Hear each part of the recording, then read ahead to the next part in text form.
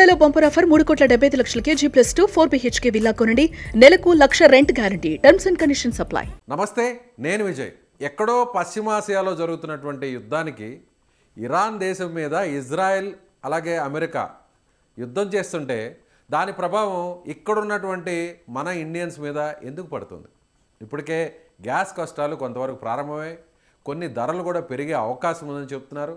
అసలు నిజంగా ఇండియా మీద దీని ప్రభావం ఎంతవరకు ఉంటుంది? అలాగే అందరూ కూడా ఇది కేవలం ఈ 3 దేశాలకే పరిమితం కాదు, అన్ని దేశాలు కూడా ఈ యుద్ధంలో పాల్గొంటాయి. అవసరమైతే ఇండియా మీద కూడా యుద్ధం జరిగేటువంటి పరిస్థితులు కూడా ఉన్నాయని కొంతమంది అనుమానం వ్యక్తం చేస్తున్నారు. అసలు నిజంగా ఇది జరగబోతుందా? ఖచ్చితంగా తెలుసుకునే ప్రయత్నం చేద్దాం. మనతో పాటు ఉన్నారు ప్రముఖ ఎకనమిస్ట్, విశ్లేషకులు, ఢిల్లీ నుంచి మాట్లాడడానికి సిద్ధంగా ఉన్నారు జీవీఆర్ శాస్త్రి గారు. సార్ నమస్తే. నమస్తే శాస్త్రి గారు, మీరు సామాన్యులకు అర్థమయ్యే విధంగా చెప్పండి.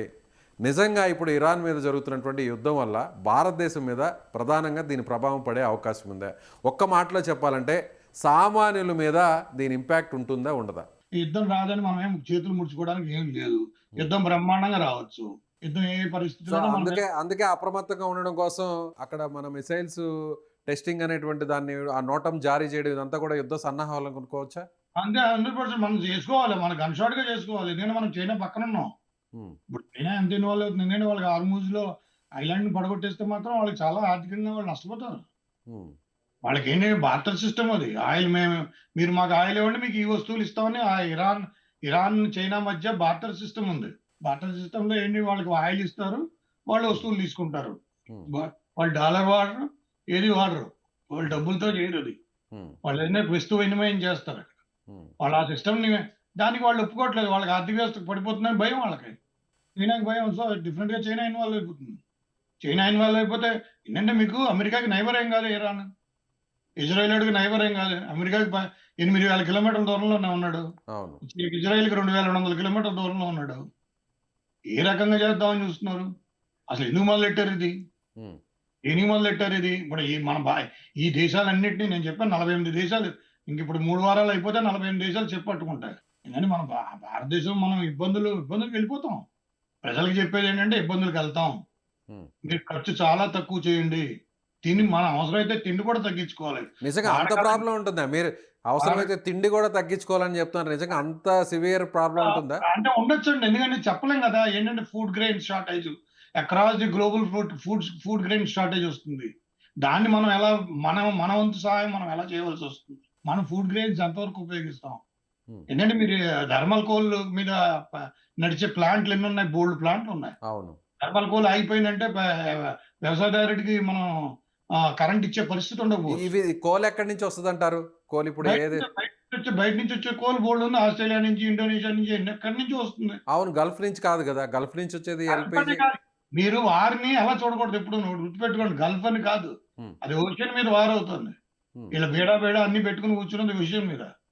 శ్రీలంక దగ్గర షిప్ ను ముంచేశారు. గల్ఫ్ లో అవుతుందని షిప్ ఎక్కడ మునిగింది? శ్రీలంక దగ్గర మునిగింది. గల్ఫ్ కాదు కదా అక్కడ. శ్రీలంకలో మునిగిన షిప్ గల్ఫ్ లో మునిగిందా? లేదు. మన అది రాత్రి మనం అక్కడ ఇరాన్.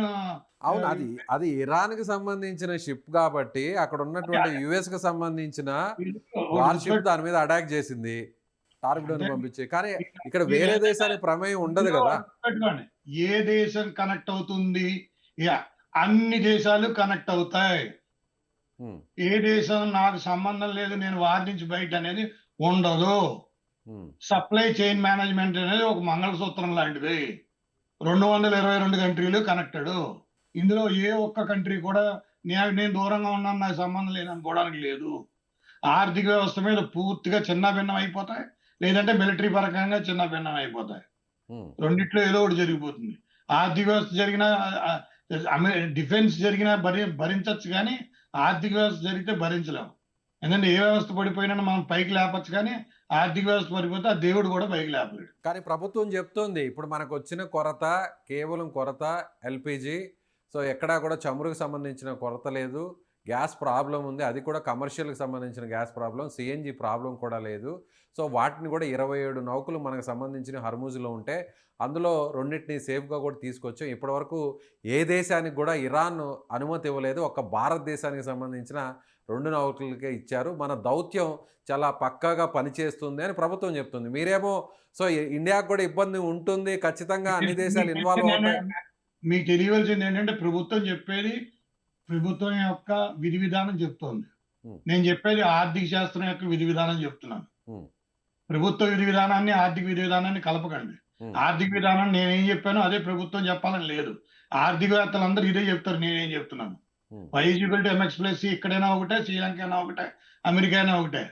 అందులో తేడా ఉండదు. అంచేత Y=MX+C మీదే కాన్స్టెంట్ మీద ఉంటుంది ఈ సప్లై చైన్ మేనేజ్మెంట్. ప్రభుత్వం చెప్పిందంటే ఈ గంటకి చెప్పింది. మళ్ళీ ఒక గంట తర్వాత వస్తుంది. కానీ మీరేమో- మీరు చెప్పేదానికి అదే. మీరు చెప్పేదానికి రష్యా ఉక్రెయిన్ ఇదే విధంగా జరిగింది.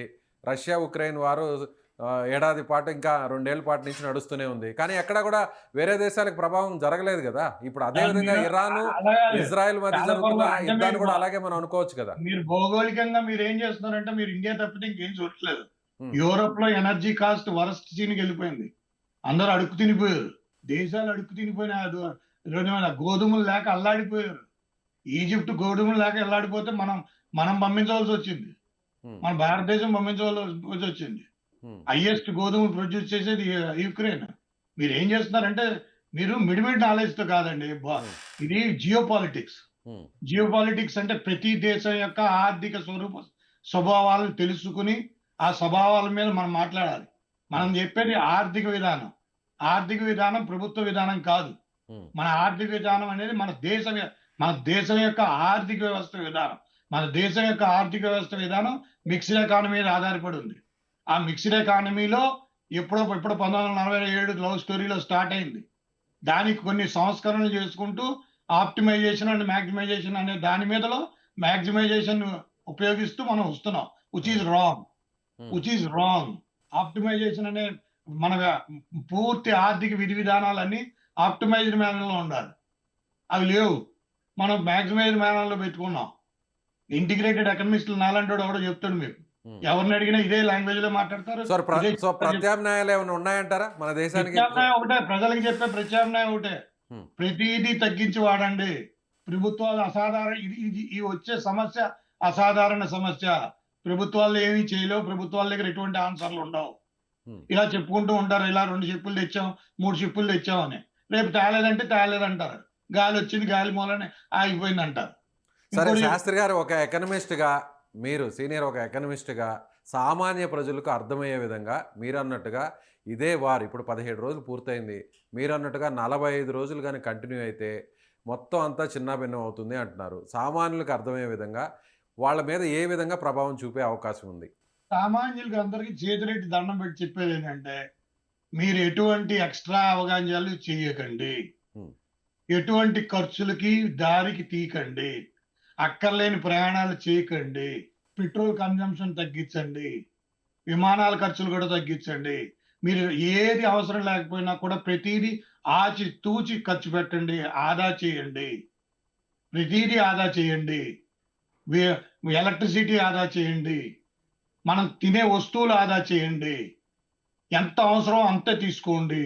చాలా ఈ 45 రోజులు కాదు, కనీసం 60 నుంచి 90 రోజుల పాటు మనం చాలా జాగ్రత్తగా ఎకానమీని నడుపుకుని వెళ్ళాలి. 140 కోట్ల మంది ఎకానమీ. ఎక్కడా తేడా రాకూడదు. ప్రభుత్వాలని కాదు, ప్రభుత్వాలకు కూడా ఇదే. మీరు ఎక్స్పెండిచర్ రిఫార్మ్స్ ని ఎక్సర్సైజ్ చేయండి. ఇన్కమ్ రెవెన్యూ రిఫార్మ్స్ ని మీరు ముట్టుకోవడానికి వీలు లేదు. ప్రజల మీద ఎటువంటి భారం వేయడానికి ప్రయత్నించకండి. మొత్తం ఖర్చులన్నీ తీసేయండి. మీకేం 100 మంది సెక్యూరిటీ స్టాఫ్ అవసరం లేదు. మీరు మహా అయితే ముఖ్యమంత్రి 2 కార్లు వెళ్ళొచ్చు, 100 కార్లు వెళ్ళాలని రూల్ ఎక్కడా లేదు రాజ్యాంగంలో. నేను ప్రతి ఒక్కరికి చెప్పి, కానీ ఎందుకో సామాన్యులు కూడా జీవీఆర్ శాస్త్రి గారు భయపెడుతున్నారు, ప్యానిక్ గురి చేస్తున్నారు. సో అక్కడ అలాంటి సిచ్యువేషన్ వాస్తవంగా లేదు అని విమర్శించే వాళ్ళకి ఏం చెప్తారు మీరు? కీడించి మేలించమన్నారు కానీ మేలించి కీడించమనలేదు అన్నారు కదండి. తప్పేం లేదు. మన హాయిగా తగ్గించి వాడుకుంటే మనదే కదా. ఏదైనా కష్టం వస్తే దాన్ని ఎదురు ఉంటాం. కష్టం రాలేదనుకోండి మన దగ్గర మిగులుతుంది. అంతే కదా. ఇంతకంటే నేను 2 చేతులు జోడించి చెప్పేది ఏంటంటే ఇది భయపెట్టం కాదు, ఒక ఆర్థిక వ్యవస్థ మీద మీకు అవగాహన కల్పించడం. మీరు భయంగా మన రాజకీయ నాయకులు ఎవరు మాట్లాడలేదు. వాళ్ళకి అర్థం తెలియంది. ఆదాయానికి రాబడికి తేడా తెలియని వాళ్ళు. అది అర్థమైందా మీకు? ఆదాయానికి రాబడికి తెలియదు. నేను చెప్పిన దాంట్లో కీడించి మేలిస్తున్నాను. ఎందుకంటే ఒక ఆర్థికవేత్త ఎప్పుడు కీడించి మేలించాలి. ప్రజలందరూ సుఖ సంతోషాలతో ఉండాలి. వాళ్ళు రోజు మంచిగా గడవాలి. వాళ్ళు అనుకున్న విధానంగా నడవాలంటే ఏదైనా తగ్గించుకుంటే వచ్చే నష్టం లేదు. రూ. 10 తగ్గించమ్మా, ఖర్చు తగ్గించమంటే money saved is money earned. ఆర్థిక శాస్త్రం యొక్క ప్రిన్సిపల్ అది. శాస్త్రి గారు మనీ ఎర్న్డ్. శాస్త్రి గారు మధ్యలో ఇంటరప్షన్. సో సామాన్యుల మీద భారం పడుతుంది అంటున్నారు.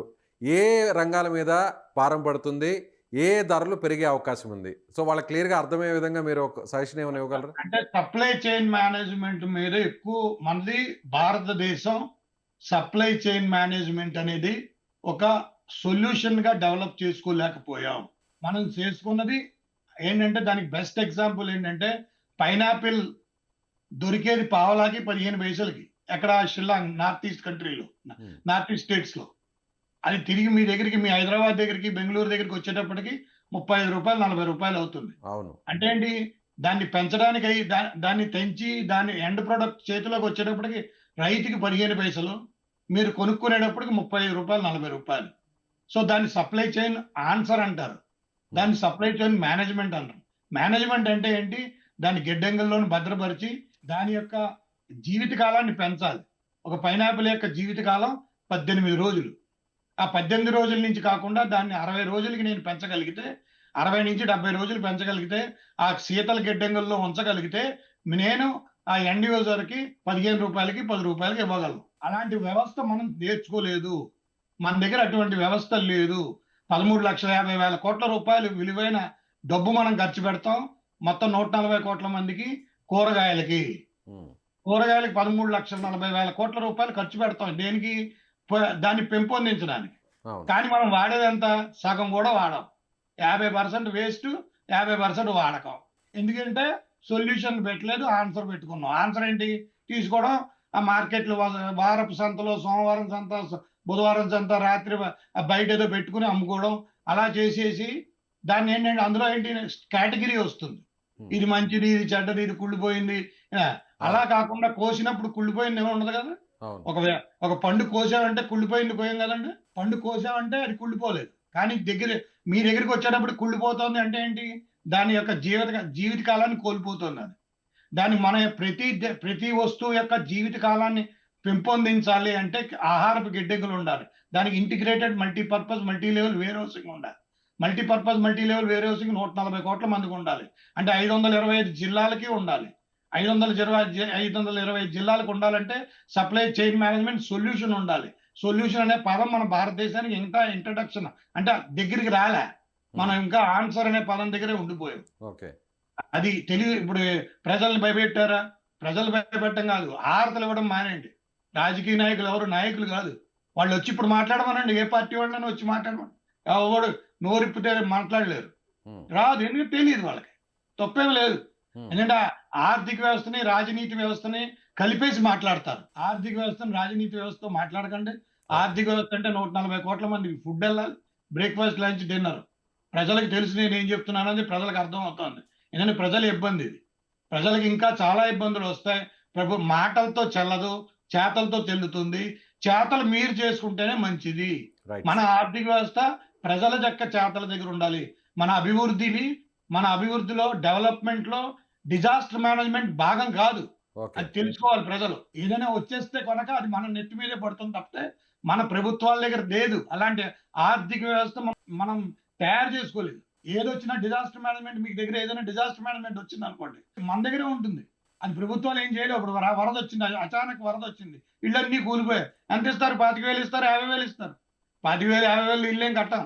మన దగ్గర ఉన్న బంగారం అన్ని అమ్ముకొని ఇవి చేసుకుని మనం ఇల్లు కట్టుకుంటాం. అంచేత disaster management, development is a part of disaster management. ఆ డిజాస్టర్ మేనేజ్మెంట్ మన దగ్గర లేదు. సో దాన్ని ఏం చేస్తారు, ప్రజల మీద నెత్తి మీద పెట్టేస్తారు. కాబట్టి ఒక ఆర్థికవేత్తలా ఆ విషయాన్ని నేను గుర్తించి మీకు చెప్పేది అంటే కేడించి మేలించి ఇదేదో భయపెడుతున్నారు అని కాకుండా ఈ సమస్యలు ప్రభుత్వాలను విమర్శించడం వల్ల మనకు ఉపయోగం లేదు. ఇది అసాధారణమైన సమస్య. ఈ అసాధారణ సమస్యని చాలా జాగ్రత్తగా మనం నడుపుకుని వెళ్తే ఉపయోగం అని నా యొక్క సలహా. ఇది పాటిస్తారని నేను భావిస్తున్నాను. Right sir. Thank you so much. So ఇది ప్రముఖ విశ్లేషకులు, ఎకనమిస్ట్ జీవీఆర్ శాస్త్రి గారు చాలా కరాఖండిగా చెప్తున్నారు. రాబోయే రోజుల్లో భారతదేశం మీద దీని ప్రభావం ఖచ్చితంగా ఉంటుంది. ఒక్క భారతదేశం మీదే కాదు, ప్రపంచ దేశాలన్నిటి మీద కూడా ప్రస్తుతం జరుగుతున్నటువంటి ఈ యుద్ధం ప్రభావం ఉంటుంది. ముఖ్యంగా సామాన్యులందరూ కూడా ఇప్పటి నుంచే అలర్ట్ అవ్వాల్సినటువంటి అవసరం ఉంది. రాబోయేటువంటి 45 రోజుల తర్వాత అన్ని దేశాల పరిస్థితి, ముఖ్యంగా ఆర్థిక వ్యవస్థ చిన్నాభిన్నంగా మారుతుంది. అందుకనే సామాన్యులందరూ కూడా తమ ఖర్చులను తగ్గించుకోవాల్సినటువంటి అవసరం ఉంది. ఆ తర్వాత ప్రభుత్వాలు కూడా ఏమీ చేయలేనటువంటి నిస్సహాయ స్థితికి వెళ్తాయని ఆయన చాలా కరాఖండిగా చెప్తున్నారు. మరి జీవీఆర్ శాస్త్రి గారు చెప్తున్నటువంటి మాటలను మీరు నమ్ముతున్నారా?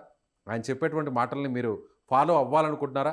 నిజంగా భారతదేశం మీద ఇరాన్ యుద్ధ ప్రభావం ఉంటుందా? అయితే మీ అభిప్రాయాన్ని మీరు కూడా కామెంట్ చేయండి. Thank you.